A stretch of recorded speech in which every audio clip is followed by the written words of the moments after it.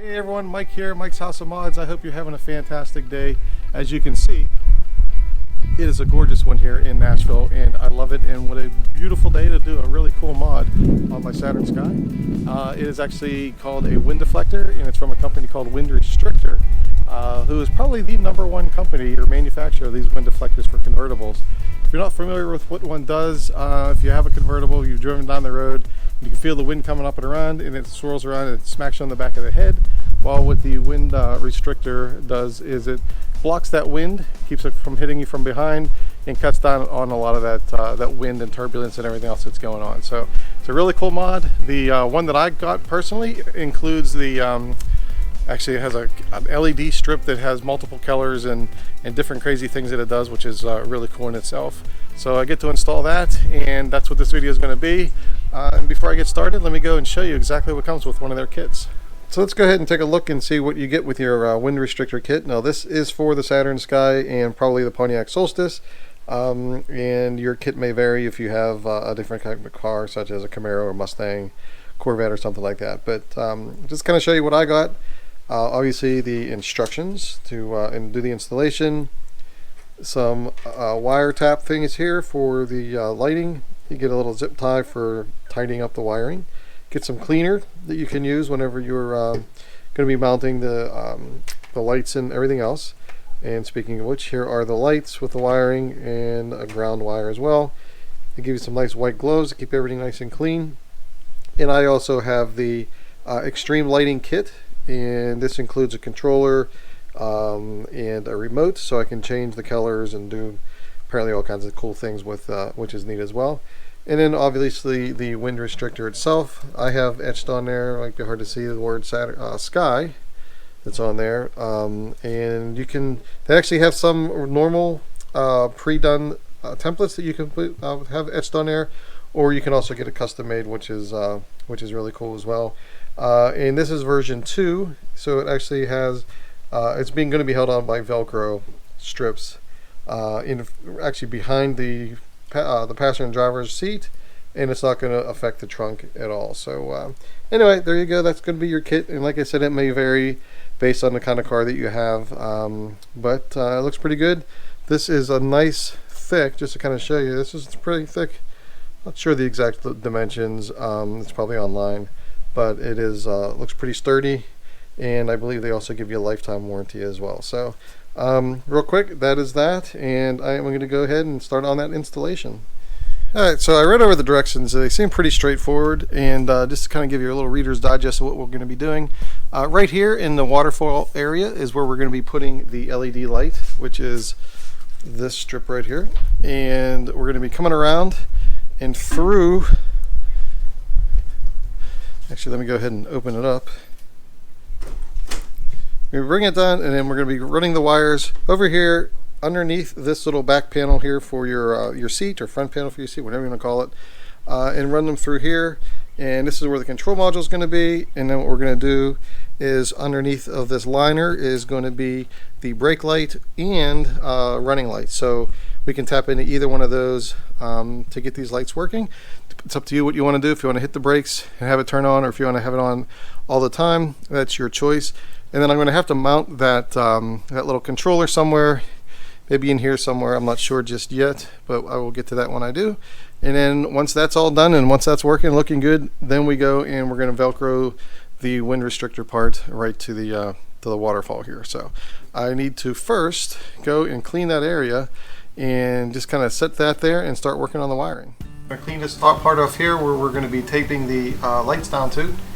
So I got my rag here. I'm going to wipe it all down. I'll probably be doing it again because we're just going to tack down this light, LED light, for now. We're not really putting it up there for real just yet.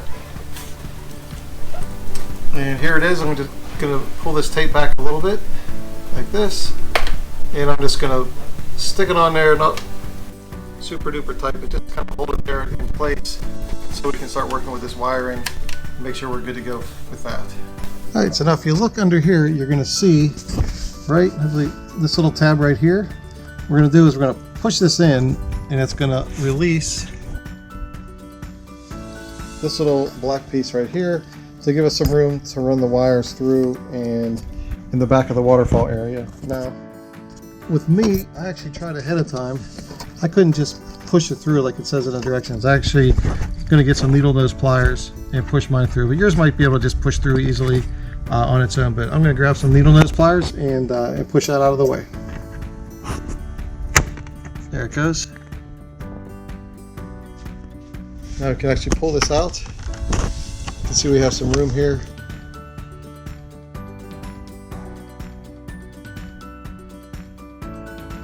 Push that wire down in there. And I'm going to feed it through that same hole that's right there. So depending on which lighting kit you got, you might either just have the black and red wire if you just have the single LED color, or if you're like mine, you have the multiple one, you're going to have 4 colors and it's going to be into a module or a control module. But what we need to do now is undo this little knobby thing here, and that should give us some room to pull this back, this liner thing, and supposedly the wiring that we're going to tap into for the power and everything is going to be under there. So I'm going to take this off and see. Oh, and of course there's another bolt right there. So I'm going to get my my sockets out and let me undo this to get this liner out of the way.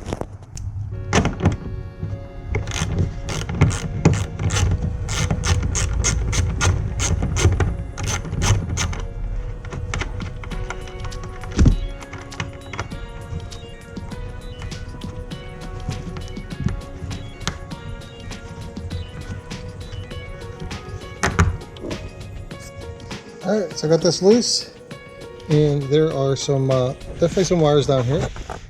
Kind of hard to see, and supposedly I have to find one. Let me see, I have to, because these are a little bit different, they kind of have directions that the main directions are for your base regular light that uses the 2 wires, and then they kind of have these supplemental ones for the extreme. But the base ones you're looking for, either the blue wire. Here we go. The blue wire is going to be for your brake lights. The darkest brown wire, that's kind of hard to see, is going to be for your driving lights. So depending on what you want to do, you have to look for a blue wire and a dark blue, or dark brown, whether you want to do your brake lights or you want to do your headlights or running lights, whatever. So I'm going to go. This is going to take some time, but let me go and peel these back and see what colors I have going on here, and decide which one I want to use. Alright, I got the tape cut back and exposed the wires, and there are certainly a bunch of them. And what I decided I'm going to do is use it for the running lights, because this extreme lighting kit thing that I have has a controller that I can turn them off and turn them on anyway. So rather than just using the brake light wire, I'm going to use the other one, which is the running lights, and it's a dark blue. And of course, like they said in the directions, there's 2 that are next to each other, and sure enough, one right on the top one, I mean, it's kind of hard to see. I'll get my camera down in there. The top one looks like it's the darker of the 2, so that's the one I'm going to tap into for the power. And then for the negative, there's a bolt right down there that we're going to screw in or put the black wire in for that. So the wire that they get you, or that they give you, there you go. The wire they give you, it's 2 wires in one. So one of them is going to be positive and one of them is going to be negative. The one side has a white little stripe with it, so I'm going to use the white one stripe for the positive, which is going to tap into that one there, and then the black I'm going to pull over or pull it off and bring it over to that bolt right there. The other side actually goes in the controller, which I have right here. So there's going to be your positive and your negative for the controller there, and then the 4 wires from the LED go into here. But I'm going to hook those up after I'm done doing the power and everything, and then if everything goes right, it should just work. Oh yeah, one other thing, they actually give you, and I mentioned this on the stuff that they give you, these little wire tap things, and it's going to be kind of tight, but I think I can manage to stick that in there with the other wire, and hopefully that's good. And then what I can do is just tape everything back up and buckle it all up, All right, one quick thing before I tap into that wire. If you've never used one of these, you basically just say this is the wire that I'm going to be tapping into, the power wire. You basically slide this in the side like so it's in there, and then you take the wire that you're tapping or putting to the tap, you kind of slide it in the other side, and then you clamp the top over it, and then what it does is it actually takes the this little metal piece and crimps or kind of cuts into the wires to make a connection between there. So if you've never used one, that's kind of like my quick version of how you use it. You can probably find some other stuff online. Makes it a little bit easier, but I'm not going to be able to have my camera in there to show you how to do it when I'm doing it. So I kind of wanted to show you right there. So I have it all tapped in. As you can see here, it's attached to the dark brown wire, and I have the black wire that they gave me with the white stripe. I have it running over underneath the carpeting, and then I have the other wire that's attached to that one, which is going to be my ground. I originally was thinking about putting it down there, but now that I re-looked at the directions, they're saying to tap it into or attach it to one of these two bolts there. So I'm going to go and loosen one of those, take this wire, that'll be my ground, and then we'll start hooking up the controller. Alright, just got to loosen it enough so I can get the wire behind it. And that's good. And the next thing I'm going to do is just kind of strip the wire so it exposes it. Alright, I got the wire stripped, and I'm going to attach it to this bolt here, which is already loosened and has a little gap. And what I usually do is we're going to be turning it clockwise, like righty-tighty, lefty-loosey. We're going to be turning it basically clockwise to tighten it down. And I actually make a little hook in the wire that I'm going to be putting under there, just so when I'm turning it, it actually tightens down and goes with that turn as well. So just go ahead and simply put that on there and wrap it around. Kind of get it down in there. And I'm going to go ahead and start tightening it down.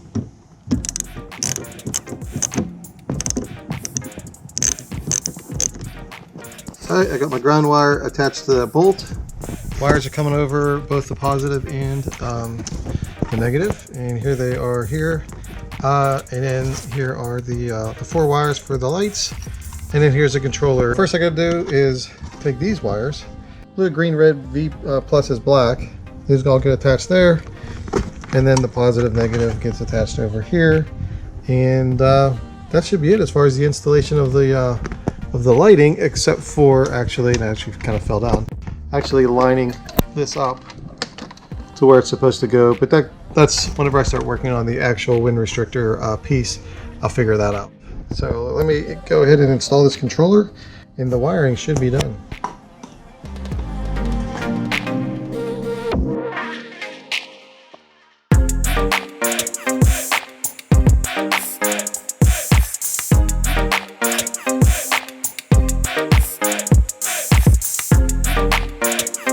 Controller's all connected, and before I buckle everything up, let's go ahead and turn the lights on, make sure this thing lights up. Boom, there it is. Okay, now we got the wiring done and it all works. It is time to actually install the wind reflector piece there, and what we need to do is, I don't have this taped down yet, but we need to kind of figure out what where this is going to go, because it needs to be under this little lip right here, so the light kind of shows through and shows off the graphic. Or if you don't have a graphic, then it just kind of lights up the whole thing. But I'm going to do kind of a little bit of a test fit of where it's going to go, and this is kind of tough because I got one hand going on here. But you can see we have the Velcro pieces there, or the hook and loop, and down there at the bottom, and you're going to make sure that they are going to attach to the waterfall area here. So I'm just going to go and kind of get an idea of where it needs to go, along with where the lighting has to go under that lip as well. I'm going to figure out the one side. I'm going to go ahead and mark a little piece of tape to kind of line that up, so I know where to put that light. All right, I got my little pieces of tape marked out of where the light's going to go, just to kind of measure. Now you don't have to do this. I'm kind of a stickler for it being pretty much exact. So anyway, got that there, and now I'm ready to go ahead and just tape this down and then mount the wind restrictor.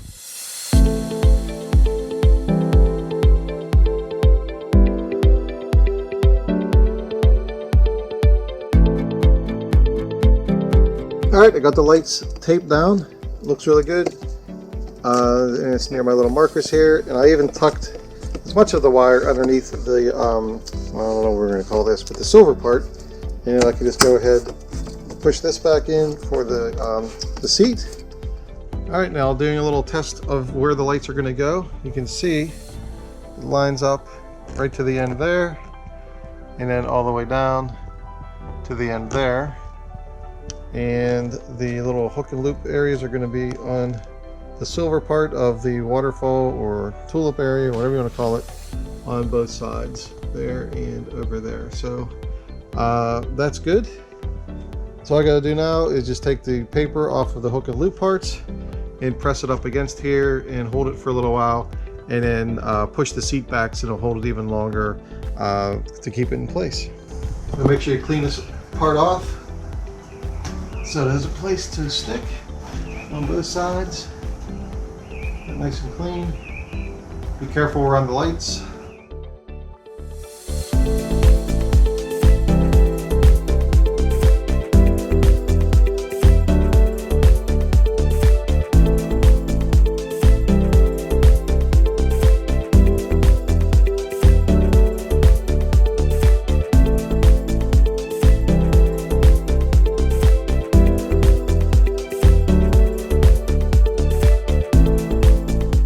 It is installed. It is looking good, and to kind of show you I got all set up. I do have the controller mounted there. I got the wires all tucked under there a little bit, and I got the other ones coming around, and they're under here. And I retaped the wiring to cover all that back up again too. So just gonna go ahead and put the bolt back on there and figure out the remote, which is what I'm going to do next for the lights. So this is looking really good and really cool.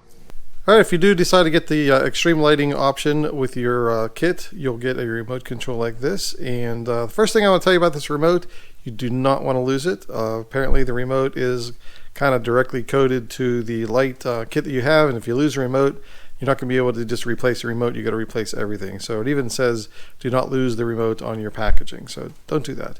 But anyway, just kind of give you a short idea of what it does. Right on the bottom here you have your on-off buttons, and the 1 is on, the 0 is off. So I'll go ahead and I'll turn it on. There it is, pretty cool. Then you also have some brightness and dimming function at the top here. The bottom one is, or I'm sorry, the top one, the small one, kind of dims it, as you can see. If you hit on the bottom one, it brightens it up, which is kind of nice. You can also choose different colors as well with using this little circle. You can see, let's see if I hit the yellow there, hit up here, it kind of turns blue. You can move it all around. So I don't know how many different colors there are, but there are a whole bunch of them. And so you can specifically pick one you want there. And then the center buttons are actually different presets. I believe there's either 14 or 18 different presets. So you can just click on it and then it'll do different things. Like here it's kind of going between all the different colors. Click on it again, and it looks like it's doing the same thing but just a little bit differently. It kind of goes to dim and then brings up the next color. Hit another one, and now it's just going to be flashing. So like I said, there's a bunch of different little presets in there that you can choose from as well. And anyway, and eventually you can kind of get to one where it only picks the one color that you choose. In fact, it might just be, yeah, just by clicking on the color wheel here, you can pick which color you want to use all the time. So it's pretty easy to use, and like I said, do not you definitely don't want to lose it. And that's about it. Alright, so that shows you how you can easily install the Wind Deflector from WindRestrictor. If you like it and you want one for your car, it could be a Sky, Solstice, Corvette, Mustang, Camaro, whatever. Click on that link below. I'll have it in the description, and be sure to enter Mike's Mods in the coupon code at checkout. Then you get 10% off of your order. So definitely do that, and that is going to wrap up this video. I hope you liked it. If you did, please hit that subscribe button. You'll see a bunch of other videos I'm going to be coming out with. Hit that little notification bell, and that'll show you whenever I do come out with some new stuff. And definitely smash that like button, because YouTube likes the like button. So that is it for now, and have a good one.